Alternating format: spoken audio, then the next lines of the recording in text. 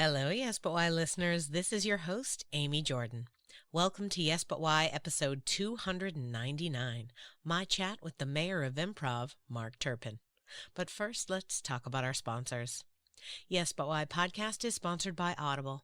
Sign up today for your 30-day free trial at audibletrial.com/yesbutwhy. I can almost guarantee that there's something there for you. You get a free audiobook download as soon as you sign up, and then every month when you pay for your credit and your monthly fee, you get another credit and you can get another book. But there's also so much that's included, so many books and podcasts that you can check out, including Yes But Why. You can totally listen to Yes But Why through the Audible app. Hey, bonus. Go now to audibletrial.com/yesbutwhy to sign up and get your account today. Yes But Why podcast is also brought to you by podcastcadet.com. Podcastcadet.com is the company that my husband Chris and I run to help podcasters. We really just want to provide resources to people like ourselves who are wanting to get into the podcast game. As you heard, this is episode 299. So at this point, I've done many years. I want to say 5 years or something of this podcast, which is wild. Look forward to the retrospective in episode 300 coming up. But I've done a lot, and I want to be a resource to other podcasters. If you want to get into it, contact us. We can tell you everything that we've learned. We can connect you with the right equipment for you to buy or the editing software that we find easiest. And I'm not great with technology, so I'll tell you for sure. But if you are super into technology and you understand all of the bells and whistles, Chris is an audio engineer and he knows everything about that.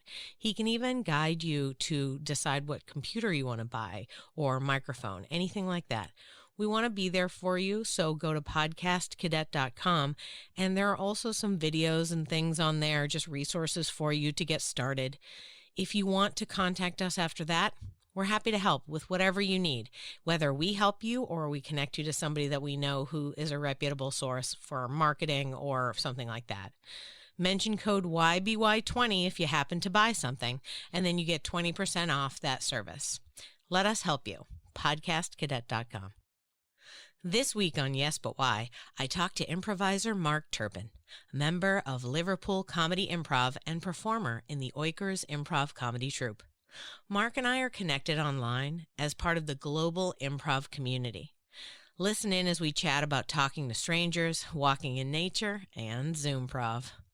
I now present to you Yes But Why episode 299. The mayor of Improv, Mark Turpin, talks about magic, laughter, and friendship. Enjoy.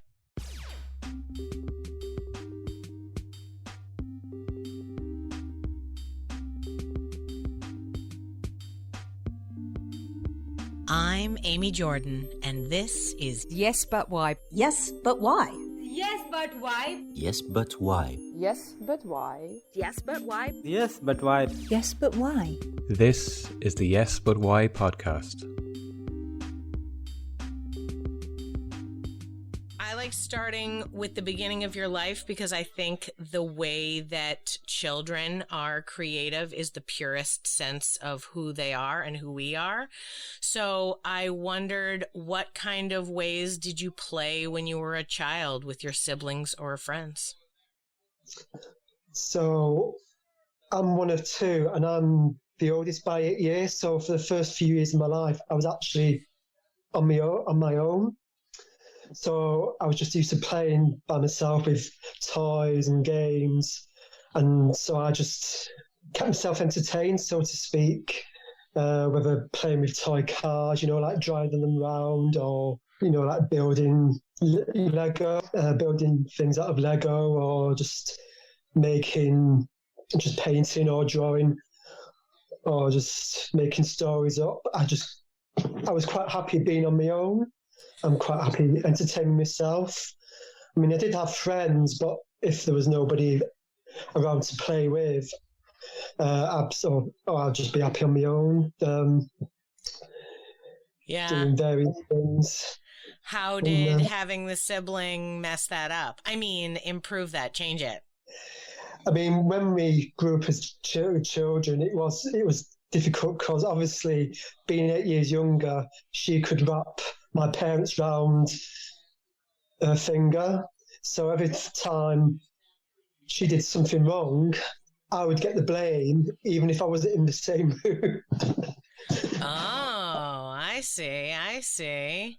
Oh. So, cause she likes, so she'd turn on the waterworks, start crying, and then I would get the blame, even though I wasn't doing anything at the time. So she was very sly in that respect. Oh, but, yeah. So did you guys fight more than you played? We did play a little bit. Obviously, we've been an 8-year difference. Sure.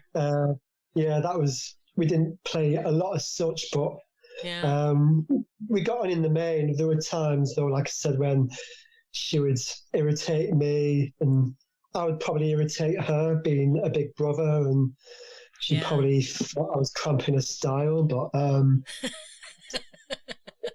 it's funny now because we do get on now. Obviously, we're both adults. I mean, she's got a little boy, or little boy's 10 now, so she's a mother and she's married. So it's funny when you look back. We didn't get on a great deal at the time, but now we get on fine. It's weird. Yeah. When you look back. Yeah. Well, I wonder if perhaps you were just sort of more suited to doing things on your own. Do you find now that you're more, like happy when you get to do projects, sort of like small projects on your own, work on things like that? Or are you, wanting to be in larger groups? Even though we'll do things with other people, like obviously improv, I'm enjoying my own company just as much still, even now. I'm quite happy just reading the book, or I just write for fun, basically, if I can. Just doodling and just writing them when I get the inspiration. I'm quite happy reading, or sometimes I like to cook on my own. So I work from home most of the time, so I do a lot of the cooking before my partner gets home from work. Yeah. She doesn't have a lot of time. She works as a physician, like a doctor. I don't know what you call it in the States, but she's like a general practice doctor. So, yeah. Whoa, so intense. Yeah. Good on you for cooking. Yeah. So, that's a bit of quality time for me, just cooking on my own, just preparing the food and preparing the meal. And I just find that therapeutic, being on my own, because I can do what I need to do, listen to music. Yeah. Part of the reason why I always bring up the childhood thing is that I really feel like stuff that happens when we were little, or like who we were when we were little, really informs our adult selves, in a way that we don't really like connect to, because there's a point in growing up where you kind of pass through a veil, I think. And I always talk about this when I'm talking about improv too, that there's like a play time when you are just free and you can have, you can just play and be yourself, and like it's fine, and like whatever happens, and like you don't hang on to it as much. And then you get through a certain point in understanding, sort of like a leap of knowledge, where you suddenly feel weird about doing things and other people's opinions matter to you. And, that's when people tend to lose the ability to do improv, Like kids can just play and you can be like, we're dinosaurs, and they don't ask why or how or give me some more information about that. They're just like, cool, But when you get older, there's like all this, I'm going to use the word crustiness. It's just the first thing I thought of, but I imagine it sort of like as barnacles, you know what I mean? Where like we're held back from what's going on. So the reason why I explain is because I find it interesting that like the thing that was your formative childhood part, the first 8 years, because I honestly think it's like 8 to 10 when that veil is, like when you walk through and like hormones start and like your understanding of like, wait, other people care about me in some way, like at that point, right? So I wonder if like, you had that only child period of time, and then that like solidifies this like comfort of having time on your own and having these like small projects that you can take care of. Yeah, it's weird you say about improv, because I think finding improv for me was like the first time I've actually really found something I'm passionate about and really felt, and like you said about being a child, doing improv, like a drop-in session or a jam for 2 hours, it gives you that sense of freedom that you had when you were a young child for like the first 8 years, as you were saying. And when I do improv, for the first time in my life, I found that freedom, because I've done other things previously that I enjoyed doing, but I didn't really feel passionate about. And when I found improv, because I had no performing background whatsoever, improv was just one of those things I've always wanted to try but never got around to doing, because I'm always a person, especially in lately life, where I want to try something, give it a go, and if I like it, I like it. If I don't, I don't. And I found an improv group in Manchester, where I'm actually from, in England. And there's this group doing improv drop-in sessions once a week. And I thought, I signed up to the group before I went for the first time, and I never got around to going. And then one day I thought, I'm going to go to this, see what it's like.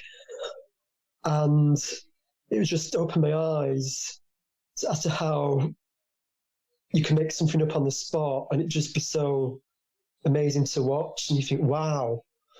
I mean, I think I spent most of the time just sat there in awe watching other people do it. I think I got once or twice, and I just had a brain freeze, but I still felt something to keep going back. Yeah. And here I am 5.5 years later, still enjoying it. And it's just, that's 2 hours every week or however often you do it. Yeah. That freedom you get, and just the laughter you hear, whether it's watching someone or being in a scene with someone else. And it's, I mean, sometimes I can do a scene with someone and I can just corpse with laughter, because what somebody says to me is just so funny. I've actually literally broke down in tears of laughter a couple of times. It's just been so debating. There is something really beautiful about having, finding a group where you can feel safe and you can finally let your guard down and really be able to enjoy that time. Like, I feel like people are always making fun of improv, and I'm like, go ahead, keep making fun of it. Because the more you make fun of it, the more you keep it to be like a cool outsider thing to do. And the thing about it is it's mostly, not all, but mostly really nice people who are there to be nice and who enjoy the act of yes-anding and giving and receiving and being a trustworthy partner enough to allow a person to step out on a ledge, and you're like, it's fine, get on that ledge. I'm excited for that ledge for you. Like, that is so rare in this world. Like, there's so many things you can't trust, but in improv you really can. And when you find that space that you can do it, and the other people who you're like, okay, yeah, we get it. That's so really amazingly beautiful. Yeah. I found that because a couple of years or so ago, I moved over to Liverpool to be near my partner, because she was living here, and I decided to move over. And I joined Liverpool Comedy Improv with Emma Bird. Prior to moving over to Liverpool, I took a year out of improv due to work and life commitments.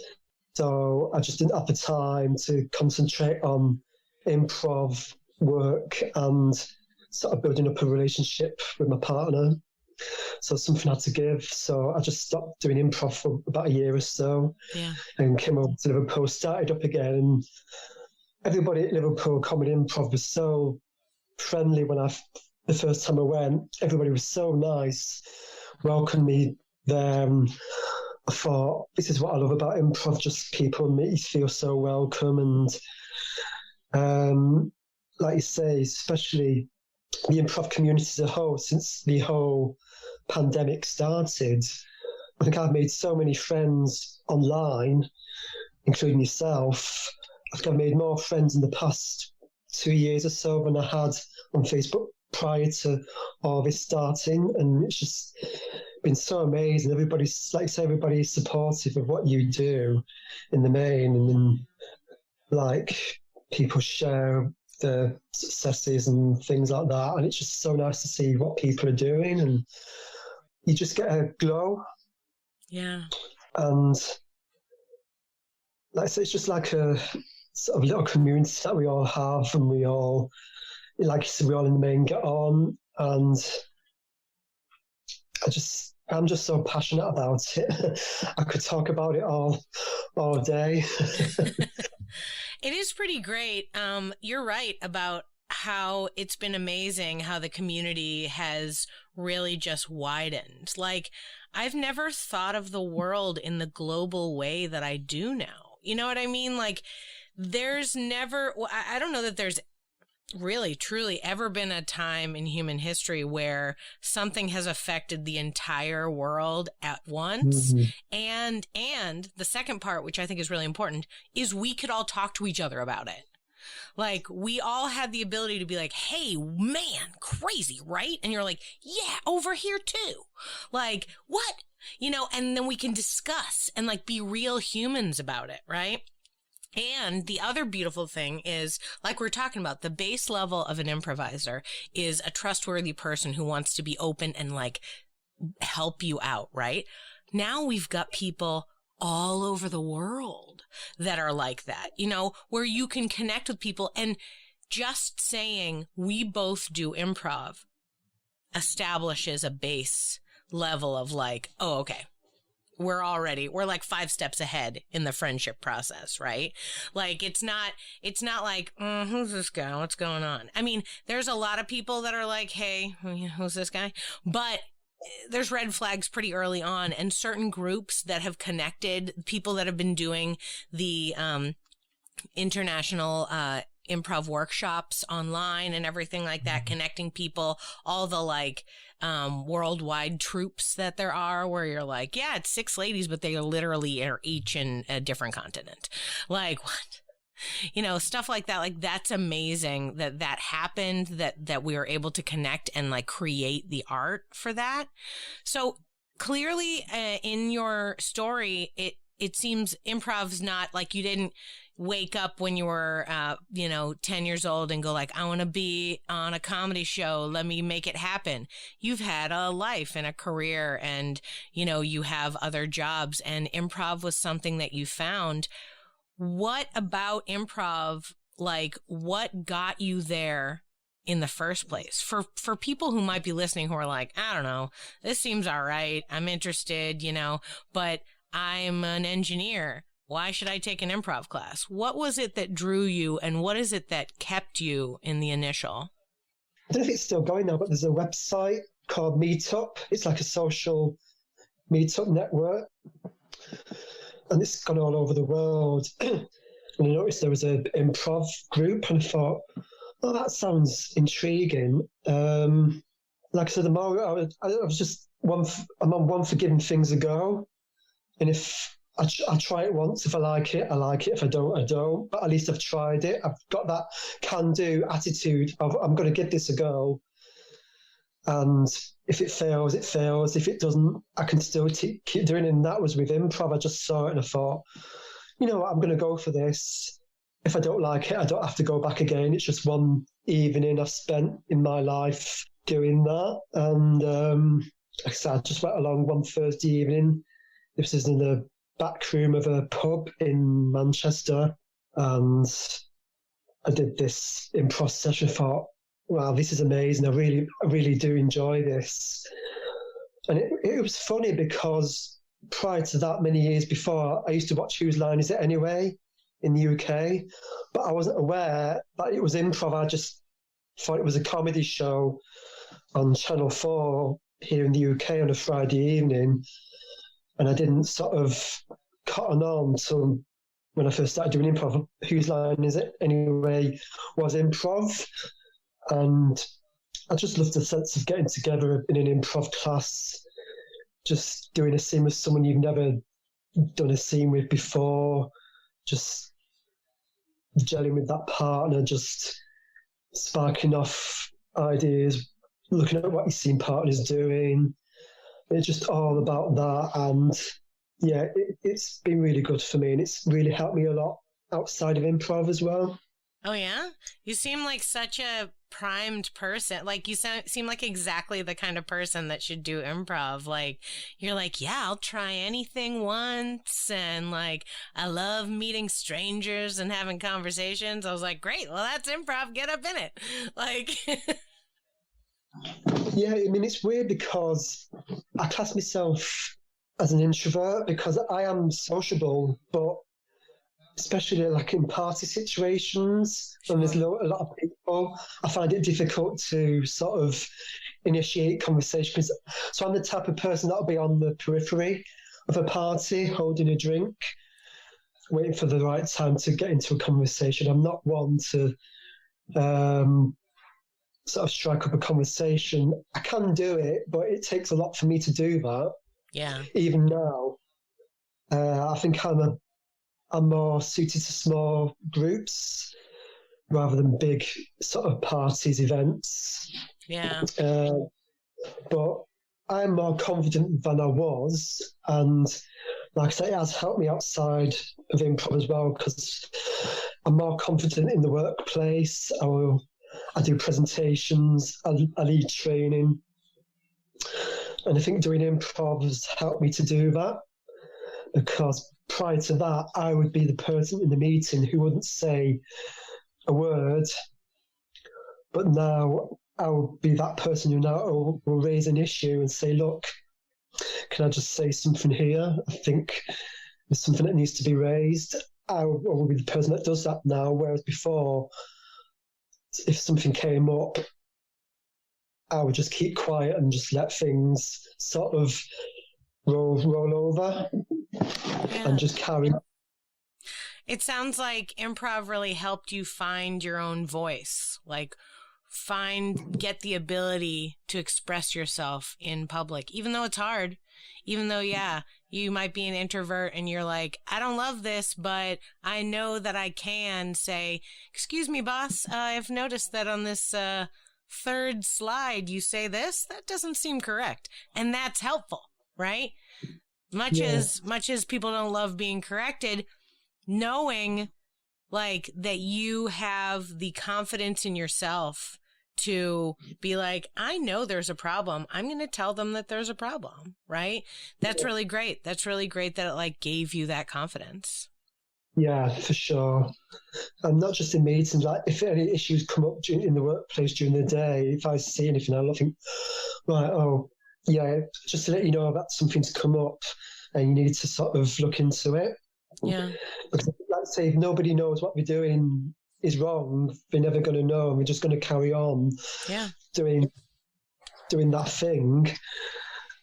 And the more they keep doing that thing, the more sort of they're going to do things wrong. So it's given me the confidence to express my voice, express my opinion. Yeah. No, that's so great. From my point of view, like, I really love having these conversations because it really opens my eyes to like the way that different people like receive and live in the world, right? I'm an excessive extrovert. Since a tiny child, I will walk up to strangers, crowds of strangers, and just do bits forever. That's my life, right? Always and forever. And so I have no problem telling you my opinion. I have no problem telling you, hey, by the way, that's spelled wrong. Like, I am just loud out there doing it. But as I get older, you know, my whole life is just the way I see it, right? That's the crazy thing about life. You spend most of your time kind of being like, how do I see it? How do I see it? What's the way that I see it? And then when you get older, like I mentioned, I'm 43, I've started to be like, how do other people live their lives? How do other people take it in, right?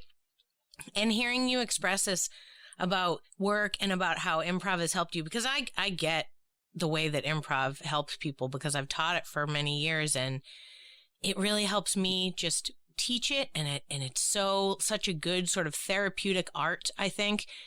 And to hear that it like helped you, like empowered you to be able to use your voice, and like that you were not saying things that you should have at work before, or maybe in your relationships, you know, in the world, you know, it's like, excuse me, you're a little close. Some people too nervous to even say that. But once you find the confidence in like, no, I'm an important person, I will stand up for myself.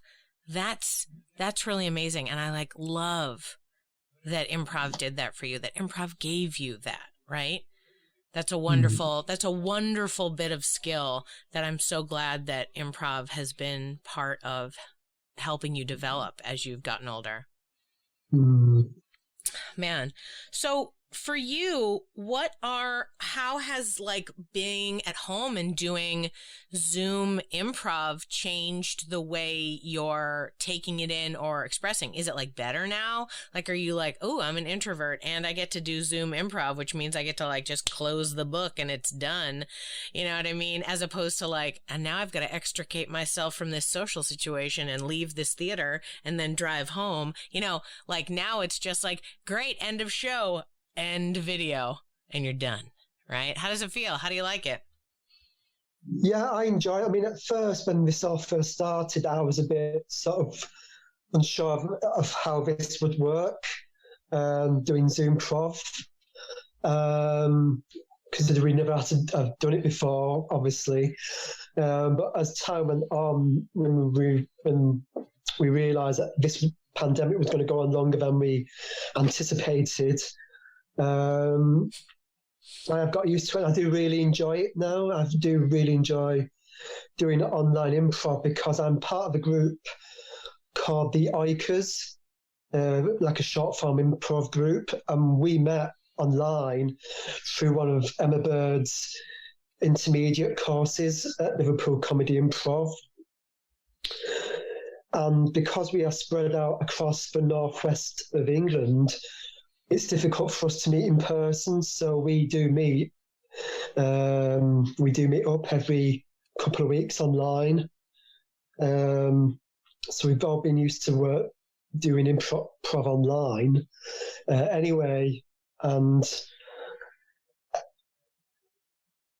being with the Oickers, it's been an amazing experience because it was Emma that saw the potential in us, and she thought, oh, well, you would work well together as an improv group, why don't you start off on your own? So we did. Like, we've done a few shows, we've done a couple of shows online, and we did a show in person before Christmas, which was really good, in Liverpool. And we've got another one coming up at the end of the week, this week. Online or in person? In person. I can't make it, unfortunately, though. Because at the moment I'm sort of taking a step back from in-person improv because of what's going on, and I made the decision not to do, like, go out to pubs or restaurants or like concerts or anything like that until I felt sure that things were sort of going down with rates of things again. So I'm not doing the show on Friday. There are the other Oickers are, but I'm not. So I just felt, for me at the moment, it just didn't feel safe at the moment. And I think also it's recognising your energy at that moment in time as well, because sometimes my energy can be high and I want to do as much improv as possible. And then there are other times when it's really low. Yeah. And I just want to take a step back and just look after myself and concentrate on life outside, improv sometimes. And I think that's an important thing, because improv is a part of your life, but it's not all your life. And there are moments in time when you think, right, I need to take a break, take stock, do other things in your life which are not improv related.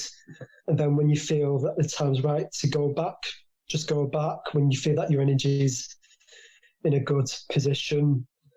I hope that this time has helped all of us to be more, easygoing with one another about those personal journeys of moments when you need to take a break and, you're like, I'm feeling great now. Let's book a ton of shows. Like, let's do it. And then having the, taking care of yourself and then also respecting your friends' boundaries enough when they're like, hey, I need to take the next 3 weeks to be inside now. And you're like, great, no problem. I got you. We'll see you when you get back. I feel like there's been so much, as you mentioned earlier, this pandemic has lasted longer than we expected, and has, fun little peaks and valleys, and the way that we are made to feel, some days I'm raring to go. All right, let's do this. Let's make it happen. And some days I'm I'm just going to lay here. And that's enough, And I feel like during this time, because we all sort of reflected on it and talked about it, and there was a moment where literally everyone was just in their pajamas and we were like, what are we going to do now? I feel like that allowed us some opening to respect those moments in your life when you need the downtime, And I think that that's really good self-care, to acknowledge when you need those moments, because if you don't, you can just push yourself and then crush yourself, right? Too much. You need a moment to breathe, right? You need to reinflate before you can keep pushing again. Yeah, because there's been a couple of times during this pandemic where I've just literally felt overwhelmed and had to sort of come off social media and just stop doing improv for a couple of weeks or so, just because it's just got too much. And it's been a lot to take in for everybody. So I've recognised the fact that, look, I'm going to come off Facebook, Instagram, whatever for a while, because I need time for myself. And after a couple of weeks, I think, right, I feel okay now, I'm fine, but I've needed those couple of weeks or so just to take stock, reflect, take time for myself. And I've said to everybody, look, I'm going to take a couple on Facebook. I've made a post and said, look, I'm going to take some time out. And people, like I say, people are so supportive. They understand why, because they've probably been through the same situation themselves. And so it's just, like I say, it's just important to recognise when you get to a certain point and look after yourself. Yeah, it's really important. I mean, and I feel like it's part of the whole journey of creating things, of having a creative life, right? Because there's something to balancing both your, like we were talking about the adulting that we had to do today before we started recording. We have to do all this sort of business stuff for our life, right? Calling the plumber and making sure that my kid gets to school on time. We got to do these things that are okay, what's my to-do list for today? But then there's the creative part. There's the part that fills us up, that makes us feel like we are, thriving in this world, right? What are the things about improv that you love that keep pulling you back, so that even when you take time off and you take those moments, you're still yes, improv's still on the list of priorities when I get back into the world? What about it keeps you falling in love with it? I think the main thing for me is just all the friends that I've made, especially since we've gone online, all the people and friends I've made from around the world. So obviously prior to all this, we wouldn't have had the opportunity to do all these workshops we've been able to do online. True. Like, I've done workshops with like Jay Sukow and Stephanie Rae and Michelle Gilliam and countless others I can't think of at the moment, but like, you would never have got those opportunities. The only way you would have been able to do so, you would have had to travel to wherever those improvisers were, which would have cost money and time. But you've been able to do it in the comfort of your own front room or bedroom or wherever you're doing Zoomprov from, and it's just been incredible meeting all these people from all around the world and having these connections. And that's the one thing that's kept me going. That's the most important thing I think of improv. It's just the friends I've made, and we were just, like you said, we discussed the things outside of improv, like there's the Improvisers Talk About Food group, which the best group on the internet. Get it, know it, love it. I mean, I don't post on there often, but I lurk and see what people have posted. I've seen you post things, and I think Ari, posts things on there every day, like what he... Yeah. But, yeah, he's definitely the ambassador of food there, for sure. Yeah. But yeah, it's just so great to have done all these workshops with these amazing improvisers who have done improv for so many years. And like, I hope at some point eventually that when I feel safe enough to sort of travel to meet these people in real life. I mean, in fact, in a few weeks' time, Michelle Gilliam and Vanessa Anton are coming over to England. So that's going to be amazing. It's going to be so fun. Absolutely. I hope things are feeling safer for you so you can go meet them. Yeah. As I've heard people say, see their legs. Yeah. It's just seeing, I mean, it's just amazing seeing improvisers in the flesh for the first time. Because over here, when we first met as the Oickers, some of us had never met in person. Right. We'd only met through. Yeah. So first time most of us met was Emma Bird had done like what she calls park prov.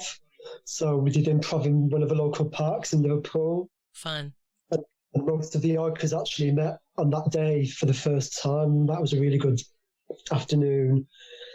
Man, isn't that wild too, that it's like people from like just different parts of your own country and you still would not have met them, like if not for the internet, if not for these online connections, like people, you just wouldn't have connected with them. Or even people where you're like, wait, you live so close, like how did we never? I mean, like I literally have my guest this week that came out that is my writing teacher. She lives in my town. I joke with her all the time. I'm like, you live next door to me, don't you? Like, that's what's happening. Like, we've never met, right? When I look at Facebook, our list of mutual friends is like intense. Like, it's like hundreds. You know what I mean? It's like, how do we never meet? But just, sometimes you just don't cross paths with people. And then all of a sudden, the magic moment, and there you are. You guys are all the Oickers. Yeah, it's like most of us live in either Liverpool or Chester, which isn't far from Liverpool, or North Wales. And I think it's like 30, 40 miles sort of round trip around Liverpool and North Wales and Chester. And it's like,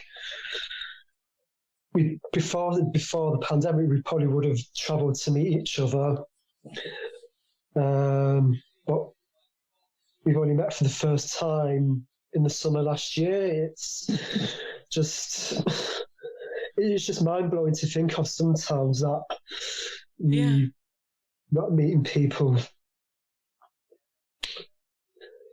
like the show I mentioned that I did before Christmas. There was us and the Broken Chair Improv team and Boss Birds, and a few of them most of them I'd met before in the before times, as I call them. Yeah. But some of them I'd never met in person. I've done improv online, but it's wow. So it's you. Oh, finally we meet in person. God, we've never met before on person, have we? No. It's just that evening was nice. It's just nice actually meeting people in person that you never met. Until that point, it's Yeah, I love meeting new people, especially these days. It's so rare now. I'm just like, tell me everything. Yeah, I think I was last year at some point. I finally met up with David Escobedo for the first time. I went to one of his improv sessions in Chester. Oh. And like, we've been friends for ages, and he's been so supportive of what I've done. And like, it was just so amazing finally meeting him in the flesh in Chester. It was just brilliant. Yeah, it's so awesome to connect with people, like to meet in person somebody who you've met online for so long. Yeah. Like, these days, even just if you see a person's nose you haven't seen. Like, I have friends who, like, I just saw masked for a while because they were, like, moms of other preschoolers, my kids in preschool. And so we'd talk with masks. And then, like, one day I saw this girl's nose and I was just like, that's what you look like? Like, I had no idea, you know what I mean? Like, I had this whole thing in my head, but I had no idea. And it was like this revelation of, like, wow. I thought I was friends with this girl. I'm friends with a totally different girl. Like, wow, this is wild. So I wanted to ask you, you've mentioned Emma Bird a couple of times. Tell me how, is she your main improv inspiration? Is she the like leader of your, area's improv and like, helps inspire improvisers in your area to do fun projects? Yeah, she's the main inspiration in the Liverpool area for a lot of improvisers. So I think she set up Liverpool Comedy Improv maybe over about 5 years ago, maybe more, because she's from Liverpool originally, but she moved away for a while, and then she came back. Then she'd done improv in Brighton. She lived in Brighton on the south coast of England, and she started doing improv there with a group. I can't remember what they called at the top of my head, but she did improv there, and then she came back to Liverpool, decided to set up her own group, and it's gone from strength to strength, and she's inspired a lot of people, including myself. She's just an amazing teacher. I mean, I've learnt so much from her. She's so supportive of what we do in improv. And like when we did the online courses and classes, you've done a good scene because you can hear Emma laughing in the background. You can sort of hear this sort of cackle in the background. When a scene's going really well, you can just hear Emma's laugh, and I think that really inspires you to go even further sometimes when you hear that laugh sometimes, and that's encouragement in itself. I love that. I love that teacher laugh. That's my favorite. I teach improv, and my favorite is to teach 101, like the early improvisers. Oh, this is your first time? Great. I'll take care of you. And my favorite thing is at their show at the end of class, like just laughing so hard so they can like feel inspired and like, get better and feel like they're doing it. That's my bet. That's my favorite. I love that. That's so wonderful. What a wonderful inspiration. Yeah, and she's inspired so many groups to start up, like my group, the Oickers, and then Broken Chair. They met through one of Emma's intermediate courses. That was in person before the pandemic. So there's Broken Share. And Emma's also set up a group called Boss Birds, which is like a all-female group. It's the only sort of female improv group in Liverpool. So they're really good. So they've sort of come from Liverpool Comedy Improv as well. So, so there's a lot of groups coming out of Liverpool now, and there could be more in the future, because I know at the moment there's a group of beginners who are on the next stage doing another course. So they could be the next group to start. So it's just good to see all these groups springing from Liverpool Comedy Improv and just spreading the word of improv around Liverpool. It's just really amazing to see, and there's so much talent there. It's just so many funny people you see drop-ins and courses and sessions. It's just so good to watch and be part of. It sounds like a great community. That's wonderful that you have that where you're at. Yeah. It is, yeah. Awesome. So for you, is there a way in which you're home a lot? You know, you're working from home, and, you know, the pandemic, it keeps you there for a bunch.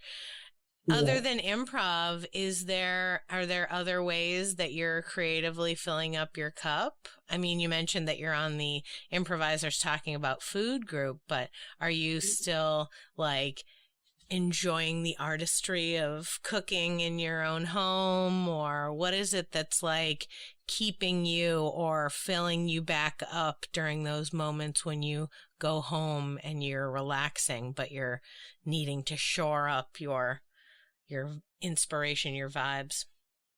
Yeah, so like I said before, I love cooking, so that's something that gives me great enjoyment. Just cooking, preparing the meal, just doing that. Obviously, a lot of the pandemic, a lot of places were closed, so me and my partner enjoy going out for walks. So we just really enjoy nature. We're fortunate in Liverpool to have a lot of really amazing parks to go to walk around. So, and we live near the coast as well, so there's a lot of beach walks that we do. We've got Formby and Crosby, which is like north of Liverpool, so we go there for walks now and again. We've got the waterfront in the city centre along the River Mersey, so we walk along there. Just enjoy walking in nature and just enjoying that. Just getting into meditation lately as well. We've both discovered this is a Vietnamese Buddhist monk, and I don't know if I'm pronouncing his name right, but he's called Thich Nhat Hanh. He's 95 now, but for many years he was exiled from Vietnam because of his views against the wars that were going on in Vietnam. So for many years he couldn't go back to Vietnam, so he set up a retreat in France where people can go to and get away from it all. And he's written loads of books about sort of meditation and mindfulness. And there's an app which you can find on Android or iPhone called the Plum Village app, where you've got loads of meditations and podcasts and talks, which are really, really, really good to listen to. And I find they really help to wind down sometimes at the end of an evening before like going to bed. And cause sometimes when your mind's racing, you just want to calm down, and just doing meditation just helps with that. Yeah. And when we're able to, we like going to music gigs. We both love music. My partner's got a really massive vinyl record collection. I mean, it's overtaken the living room almost. She's got so many records. Yeah, awesome. We both love music, and we've we're hoping to get to some more gigs this year. We managed to get to a few before Christmas when things opened up again in the UK last year. So, yeah. Were you able to watch any like online ones with your favorite bands or anything? I know that like for a while, like famous bands were just doing like Zooms with, playing their music, like the band would be in the room and then you could watch and you're like, oh my God, they're right there. Like, did you see any concerts? I did a couple of comedy shows like that. Not do concerts, but we did watch the National Theatre in UK was screening shows online. Oh, watched a couple of those. One of them was Streetcar Named Desire. whoa, all right. And it had Gillian Anderson in it. Yeah. She played Blanche Dubois, and she was amazing. That was really awesome to watch. That was filmed a few years ago, but they showed it for free. Sure. On the National Theatre website. They were showing, at the beginning, they were showing shows for free for like a period of time. Yeah. And that was one of them. We watched that. Fun. Awesome. Yeah. Yeah. I find that like a lot of things that I used to go do, especially now that I have a little kid, I find a lot of at-home ways to do it because, you can't go out. My improv, lifestyle of classes and shows at night really isn't a thing anymore. So now I've replaced it with, writing groups online and, watching play readings on Zoom, that kind of stuff. Like that's my level of entertainment. But I do appreciate how much stuff people are like, still putting out there. And, even some of the celebrities who are like still trying to do connecting things with their fans. 'Cause it's like, hey, we're all still home. Like, yeah, I know I'm in a trailer and I'm going to be in a movie next week, but it's a lot of money. Whenever I see famous people and they're like, I can't believe they're making movies. And I was like, you know how much effort it is for them to do that? Like they get tested like 3 times a day. They get they can't talk to each other. My uncle was in a television show and they used to just be able to hang out, in between takes and scenes and stuff. And they made them all stay alone in their own individual trailers. So before they went on to a scene, they'd just make them stay apart. I was like, well, that's super weird. And they're like, yeah. And then they call you and 20 of us all come in to do this scene. And it's like, great. And then they're like, okay, now go back. So it's such a weird life experience. So when I see people making videos online to connect with their fans, I'm like, that poor person's been stuck alone in a trailer. And they're like, who can I talk to? Facebook. And people are like, you're great, I love you. And they're like, whew, okay, I got that. I feel better now. Now I can go do that scene. Hook me up in the harness, whatever it might be. Oh man, we're all adjusting, right? We're all trying to find our way to living in this, sort of new universe where part of it's online and part of it is in person, hopefully more in person as it goes, but it's okay. I mean, while it's winter for me, it's fine. I'll stay inside. Yes, that's what we're doing at the moment. We're staying in. We're just watching box sets. So at the moment, we're watching The Sopranos. We're just going through that. Ooh, nice. But at the same time, we've got a couple of things to look forward to later in the year. We've got a couple of concerts booked. So we're seeing Crangbin at Easter. I don't know if you've heard of Crangbin. Mm-mm. No, they're based in the US group, sort of very funky, sort of soul-y type music, really good. We came across them a couple of years back and done a couple of albums. They are really good. I'd recommend them listening to them. So they're coming over to the UK around Easter, and then later on in the year, about October, Pavement are coming over to the UK. They're doing a reunion tour, so we're going to see them in Manchester. And we'll probably book a few more concerts as and when they get announced. And hopefully we may, if things improve a lot more, we probably try and get abroad, because that's what me and my partner do miss a lot, going abroad. We used to go abroad a lot. Yeah.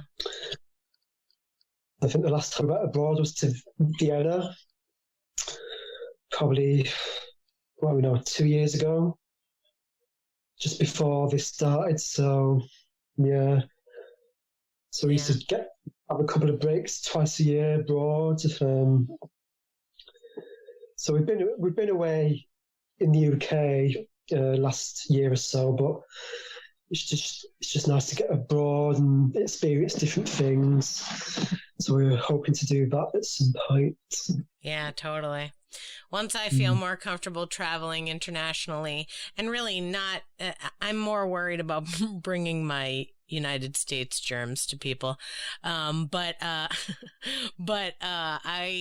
dying to go travel in and visit Ari. I want to like go to his town and like rent like 6 Airbnbs for a bunch of us, and then like just have like a cooking week, where we like just all like cook food for each other, or like pretty much honestly like just Ari cooks for all of us was really what's going on. And that'll be so fun. We'll make it like, it'll be like, is this an improv tour?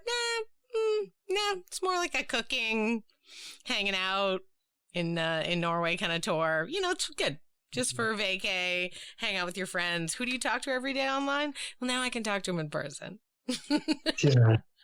Oh yeah, wouldn't that be fun? I'm going to try to figure out a way to make it happen. I don't know. I mean, it just seems like the right thing to do. That's the thing. There's so many people we probably both met online, and it's like, how many of them are there that you want to meet in person? You mean, it just blows your mind. Just blows your mind to think about it sometimes. Yeah. Yeah, it's really opened up the world in a way that I didn't understand it before. It's established a globalization of my worldview, of my understanding, that I just didn't have before. And I know there's a certain level of like, yes, well, Americans, a bit obtuse. I get it. You're right. But at the same time, like,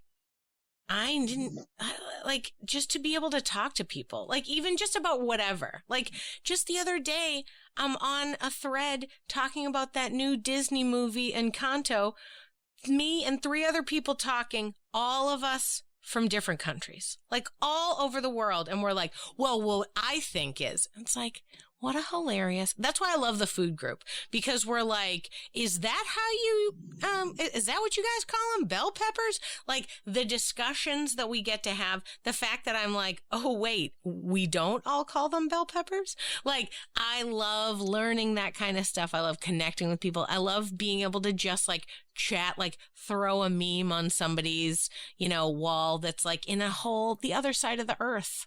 Right. And yet we were both like, so fun. Like, how are we connecting? Like, even you and I, we are so far away from each other. Like, it is wild. Yet, we've connected online a bunch of times. We have this shared interest. We like have a base of knowledge where it's like we can just enter into a conversation and be comfortable. I mean, even now, you and I, we have a big day today. We're adulting. There's a lot of stuff going on for us right now. We jumped right into this conversation. Usually when I do the podcast, I talk to people for like an hour before. But you and I were like, what's up? We got this. High fives. Let's get it done. Like, and I appreciate that. And I appreciate that we were able to do it because we started with this base level of respect. We started with this, like, we know each other. Yeah. I've talked to you like 20 times, like yesterday. You know what I mean? And that's what's fun. That's the beauty of the globalization, the connection that we've all been able to make in this, where the improv community has become global and we've all been able to connect. I'm just so glad that it's happened in this way. I'm sorry for the circumstances, but I am so happy that I'm connected across the world the way that I am now. Well, me too, because like, as well as food, and the latest thing everybody's talking about at the moment is that Wordle game. I don't know. Yeah, it's everywhere. Like every time I go on Facebook, I see, somebody's posted the latest game and what their result was, and like 2 hours later, somebody else across the world managed to get it, because I think it comes on in your part of the world. So I think some people get it earlier than others. So like, sure. Jay in the Philippines will get it first because he's about 12 hours ahead of us. So he'll be doing it. And then there'll be somebody else in the US will be doing it 12 hours later because they've only just got it then. And it's like, I've got 3 out of 6. 4 out of 6. Like when somebody's... Yeah, like everyone's competing and they're all over the world. Like, also, like, pretty impressive of the Wordle app makers that it's just international from the get. You know what I mean? It's not like, it just started in the US, or it just started wherever they're from or whatever. Like, you know, and then occasionally it moves out. It's like, I heard about this game and then all of a sudden it was like everyone across the world is playing it. Like, wow. That's some like fast, exciting, like people are into it stuff right there. It's so wonderful. It's so wonderful to be connected. It's wonderful that you and I had this opportunity to connect. I'm really glad that I got a chance to talk to you. Thank you so much for being on the podcast. No, it's been a pleasure. And I'm so glad to finally meet you at last after all this time. It's nice to actually speak to you and hear your voice, because rather than just seeing a message on a social media platform, it's really nice. Yeah. Thank you for listening to Yes But Why podcast. Check out all of our episodes on yesbutwhypodcast.com, or check out all the content on our network, HC Universal, at hcuniversalnetwork.com.